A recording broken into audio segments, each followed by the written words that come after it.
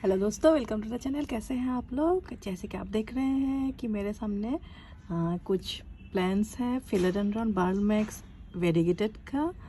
तो आज मैं सोच रही थी कि इसके ऊपर ही एक वीडियो बनाऊं। तो फ्रेंड्स, बार्लमैक्स जो ग्रीन है वो तो हम सबके पास ऑलमोस्ट है, बहुत ही इजीली अवेलेबल एंड बहुत ही अफोर्डेबल प्लांट है। और एक बार लगाया तो जल्दी मल्टीप्लाई होके in fact it becomes very easy to keep. तो वो तो लाइक नर्सरी में यहाँ पर 50 रुपीज़ से 80 रुपीज़ में सुंदर सा प्लांट हम लोग को मिल जाता है, ग्रीन वाला। तो बार्लमैक्स वेरीगेटेड का रख रखाव सब कुछ ऑलमोस्ट ग्रीन जैसा ही है, लेकिन ये थोड़ा कॉस्टली मिलता है और लेकिन प्रोपागेशन वगैरह ऑलमोस्ट सेम ही है। तो मैंने बहुत दिन पहले ग्रीन के ऊपर वीडियो बनाया था, तो आज मैंने सोचा कि इसके ऊपर वेरीगेटेड वाले के ऊपर वीडियो बनाऊं। तो उसका इसका रख रखाव, सॉयल, लाइट रिक्वायरमेंट, इन सब के बारे में थोड़ा बात करूँ। और स्पेशली लाइट रिक्वायरमेंट विंटर में मैं थोड़ा बोलना चाह रही थी, क्योंकि ये वेरीगेटेड प्लांट्स कभी कभी स्पेशली मेरे यहाँ पर रिवर्स हो जाता है और इनका वेरीगेशन कभी कभी विंटर में चला जाता है। So for that light requirement बहुत इंपॉर्टेंट होता है। तो देखिए ये कुछ पॉट्स रखे हुए हैं इसका वेरीगेटेड बार्लमैक्स का। ये देखने में हम लोग का जो नॉर्मल बार्लमैक्स है वैसे ही है। नॉर्मल बार्लमैक्स जितना फास्ट ग्रोइंग है ये उससे थोड़ा स्लो है, लेकिन कंपैरेटिवली बाकी जो वेरीगेटेड प्लांट्स है उससे हिसाब से ये बहुत ही फास्ट ग्रोइंग है। तो इसमें भी आप जैसे नॉर्मल बार्लमैक्स को हम लोग मॉस्टिक दे के ऊपर चढ़ा देते हैं, इसको भी मॉस्टिक दे के आप इजीली ऊपर चढ़ा सकते हैं। और मैंने एक्चुअली अब तक नीचे मेरे 2-3 बड़े बड़े प्लांट है, वहाँ पर मैंने मॉस्टिक दिया है, लेकिन इन सब में अभी तक मैंने नहीं दिया है। मैं बसंत पंचमी के बाद ही इन सब पे थोड़ा कुछ काम करूँगी। अभी मैं सिर्फ इन सबको इतना डिस्टर्ब ना करके ग्रो होने दे रही हूँ, क्योंकि सर्दी का मौसम इन सब के लिए थोड़ा डोरमेंसी का मौसम होता है। तो friends, first of all in सब के सॉइल के बारे में बात करते हैं। तो इन सब को देखिए, ये तो वेट है मिट्टी, लेकिन देखिए ये ड्राई है। मैंने दोनों ही रखा है आपको दिखाने के लिए। तो इन सब को मैं नॉर्मल जो एरोइड जो सॉइल यूज़ करती हूँ, 40% कोकोपीट, 40% गोबर खाद और 20% पार्लाइट, ये सॉइल में ही मैं लगाती हूँ। तो आप 40% कोकोपीट और 40% ये देखिए 40% कोकोपीट, 40% गोबर खाद या कंपोस्ट और 20% आप पार्लाइट का कॉम्बिनेशन में लगा सकते हैं। तो पार्लाइट देने से इसका पोरस होता है सॉयल और पानी वगैरह नहीं रुकता है। तो एरोइड्स को ऐसा सॉयल पसंद है, स्पेशली मेरे एक्सपीरियंस में मैंने देखा है कि ये सॉयल अच्छा होता है इन सबको। कोकोपीट गार्डन सॉइल से थोड़ा अच्छा होता है इन टर्म्स ऑफ एरोइड्स। मैं फिर भी अभी मैं still I am trying to learn, तो थोड़ा बहुत तो मेरा भी ओपिनियन जितना टाइम जाएगा उतना चेंज होता रहेगा।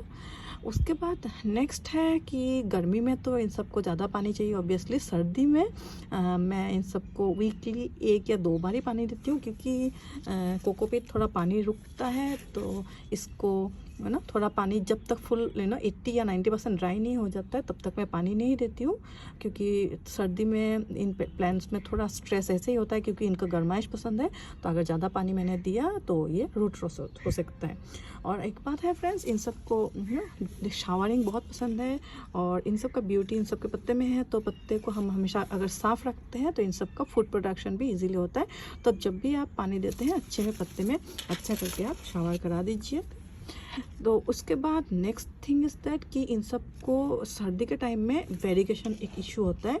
इसका नॉर्मल बार्लमैक्स के साथ हम इसको डिफरेंशिएट ऐसे ही करते हैं, क्योंकि इसका पत्ता में वेरीगेशन है। देखिए कितना सुंदर पत्ता है। और इसलिए लेकिन सर्दी के टाइम में जब धूप का ये कम हो जाता है, तब हम लोग इन सब का वेरीगेशन थोड़ा जाने का रिक्स रहता है। ये आप पिंक प्रिंसेस हो या वाइट प्रिंसेस, वाइट विजर्ड हो, बार्लमैक्स हो, सब में वेरीगेशन का थोड़ा स्पेशल मेरे यहाँ एटलीस्ट इशू हो जाता है गर्मी के सर्दी के सीज़न में। जैसे कि मैं आपको दिखा रही हूँ, ये सारे प्लांट्स तो देखिए अच्छे हैं, वेरीगेशन ठीक ठाक चल रहा है। जब भी मैं देखती हूँ ये देखिए, जब भी ग्रीन 1-2 पत्ता स्ट्रेट आ जाता है तो मैं इन सबको थोड़ा डायरेक्शन वगैरह चेंज कर देती हूँ। कभी कभी ये देखिए डायरेक्शन चेंज करते ये थोड़ा जल भी गया है, ज़्यादा धूप आ गया है, फिर भी मैं सबको मूव करती रहती हूँ ताकि अच्छा लाइट मिले इन सबको। फिर भी कभी कभी ऑलमोस्ट रिवर्स हो जाता है, जैसे मैं दिखाती हूँ। ये देखिए, ये एक छोटा सा प्लांट था, ग्रीन नहीं है ये वेरीगेटेड है, लेकिन इसका वेरीगेशन ऑलमोस्ट पूरा प्लांट में भी चला गया है। तो क्योंकि ये थोड़ा छाँव में रह गया था और पीछे पड़ गया था मेरा, तो इसलिए इसके बारे में मैं पूरा भूल गई थी। और उसको आज एक्चुअली मैंने इसको देखा, और जब मैं निकाल रही थी तभी मुझे लगा कि मुझे एक वीडियो बनाना है इसके ऊपर, ताकि आप सब कभी अगर कोई इशू हो रहा है रिगार्डिंग वेरीगेशन तो आप सब भी थोड़ा कुछ मेजर्स ले सकते हैं। तो वेरीगेशन इन द सेंस कि देखिए मेरे यहाँ पर जैसे मैं आपको दिखाती हूँ कि यहाँ पर ऐसा नेट लगा हुआ है, तो ऊपर में भी नेट लगा हुआ है। तो क्या कर यहाँ पर कभी धूप थोड़ा इशू हो जाता है सर्दी के टाइम में। ऑल्दो मेरा ईस्ट फेसिंग है और ये टेरेस, और यहाँ पर सारा दिन अच्छा धूप रहता है सर्दी के टाइम में भी, फिर भी नेट में गर्मी में अगर हम लोगों ने नेट नहीं दिया तो प्लांट जल जाता है, और सर्दी में नेट की वजह से कभी कभी प्लांट में धूप कम हो जाता है। तो आप क्या करिएगा, अगर आपका एक दो पत्ता ऐसा ही कंप्लीट ग्रीन आ गया कोई भी वेरीगेटेड प्लांट में, तो आपके पास कुछ ऑप्शंस है, जैसे कि उस पत्ते को आप काट कर दीजिए, या वो स्टेम अगर ग्रीन स्टेम आ गया तो उसको काट कर दीजिए। उसके बाद प्लांट का अगर ऐसा रहा कि आपका एक साइड में 2-3 पत्ता ऑलमोस्ट ऐसा ग्रीन हो गया, तो आप प्लांट को थोड़ा जहाँ पर आप रखे हैं वहाँ से थोड़ा ज़्यादा ब्राइट लाइट आ जाए वहाँ पर रखिए, क्योंकि मैक्सिमम वेरीगेशन का इशू होता है लाइट कम पड़ने के लिए। तो आप ऐसा जगह रखिए जहाँ पर ब्राइट इनडायरेक्ट लाइट ज़्यादा आए, और सर्दी के टाइम में ज़रूर आप मूवमेंट कीजिए, क्योंकि जितने भी वेरीगेशन प्लांट्स हैं इन सबको नॉर्मल ग्रीन प्लांट से ज़्यादा लाइट का ज़रूरत होता है, ब्राइट इनडायरेक्ट लाइट। उसके बाद हम लोगों ने वाटरिंग का बात कर लिया, लाइट का बात कर लिया, फिर हम लोगों ने सॉइल प्रिपरेशन का भी बात कर लिया। नेक्स्ट आता है कि इन सब का प्रोपागेशन। नॉर्मल बाल्ब जैसे हम लोग प्रोपागेट करते हैं विथ स्टेम कटिंग, जैसे ये प्लांट है, यहाँ पर देखिए एरियल रूट आप देख सकते हैं। यहाँ पर अगर आपने कट कर दिया तो कट करके आप इसको मॉस में लगा सकते हैं। आप इसको पानी में बहुत इजीली ग्रो होता है, जैसे उस दिन मैंने मनी प्लांट आपको ग्रो करके दिखाया था। बाल्मेक्स या कोई भी वैरायटी का फिलोडेंड्रॉन बहुत इजीली पानी में ग्रो हो जाता है। उसके बाद आप इसको सिर्फ पारलाइट में ग्रो कर सकते हैं, या नॉर्मल कोकोपीट सॉइल कॉम्बिनेशन में भी ग्रो कर सकते हैं। विद इन 15 डेज इसमें आपका रूट बन जाता है, फास्ट ग्रोइंग होता है। लेकिन सर्दी के टाइम में अगर आपके वहाँ बहुत सर्दी हुआ तो अभी मत कीजिए, फरवरी के बाद ही प्रोपागेशन कीजिए। और इन सबको जैसे एरियल रूट जिसमें भी होता है, इन सबको आपका मॉस्टिक देने से पत्ते का साइज़ भी बड़ा होता है और ऊपर चढ़ जाता है और बहुत सुंदर एक लुक आता है। तो ये एक आपका इम्पोर्टेंट बात हुआ मॉस्टिक। और देखिए जैसे ये एक छोटा सा प्लांट मैंने लगाया था, ये यहाँ से एक्स्ट्रा इस पॉट से मैंने लिया था। तो इसमें देखिए इसका वेरीगेशन तो ठीक है क्योंकि इसको अच्छा लाइट मिला है, लेकिन मैंने एक्चुअली इस पॉट में 2 प्लांट्स था, एक को तो मैंने हटा दिया है, तो एक के लिए ये पॉट थोड़ा बड़ा हो गया है, तो इसीलिए इसका ग्रोथ अच्छा से नहीं हो रहा था। तो इसीलिए मैं बोल रही हूँ कि अगर आपको कटिंग ग्रो करना है तो आपका 3 इंच या 4 इंच का पॉट ज़्यादा अच्छा होता है। बड़े पॉट में अगर देते हैं तो प्लांट का ग्रोथ थोड़ा इशू हो जाता है और उतना ज़्यादा फास्ट ग्रोइंग भी नहीं होता है, कभी कभी रूट भी हो सकता है। तो और फिर ये सीज़न में अगर आपका प्लांट का पत्ता वगैरह थोड़ा येलो हो भी गया, so don't worry about that. जब बसंत पंचमी के बाद आपके प्लांट्स में अच्छा ग्रोथ हो जाएगा। सो आई होप फ्रेंड्स कि मैंने थोड़ा बहुत टॉपिक तो कवर किया है। अगर आपका कोई भी वेरीगेटेड प्लांट्स में थोड़ा वेरीगेशन कम हुआ है तो इन सब का प्लेसमेंट चेंज कर दीजिए, लेकिन ऐसा जगह रखिए ताकि प्लांट जल भी ना जाए। देखिए मैंने थोड़ा वेरीगेशन के चक्कर में ये थोड़ा जला दिया है, क्योंकि इस प्लांट में एक साइड में ऑलमोस्ट ये देखिए 2-3 एक साथ पत्ता ग्रीन हो गया। तब मैंने क्या किया, इसका थोड़ा शिफ्टिंग कर दिया। तो उसके बाद देखिए अभी तो वेरीगेशन बहुत सुंदर आ रहा है। ये देखिए इस ग्रीन पत्ते को देखिए, फिर इसको देखिए, लेकिन पत्ते का तो थोड़ा बहुत सनबर्न भी हो गया, लेकिन वही। और आई एम सॉरी कि मैंने येलो लीफ नहीं हटाया। तो ये ऐसे येलो लीफ अगर हो जाए तो आप ज़रूर हटा लीजिए। सर्दी के टाइम में येलो लीफ थोड़ा ज़्यादा होता है, कोई चिंता करने का बात नहीं है, लेकिन सुंदर वेरीगेशन मेंटेन होता है सर्दी में भी। सो आई होप फ्रेंड्स कि आपको ये वीडियो अच्छा लगेगा। और हाँ, मैं फर्टिलाइज़र के बारे में बोलना भूल गई थी। इन सब में बहुत ज़्यादा फर्टिलाइज़र नहीं चाहिए। मैं सिर्फ काऊ डंग यूज़ करती हूँ। गोबर खाद लगाने का टाइम में हम लोगों ने 40-40-20 का रेशियो में गोबर खाद दे दिया। उसके बाद आप 2 महीना या 3 महीने में इस साइड में थोड़ा गुड़ाई करके 1 मुट्ठी गोबर खाद दे सकते हैं, या लिक्विड गोबर का फर्टिलाइज़र भी आप दे सकते हैं।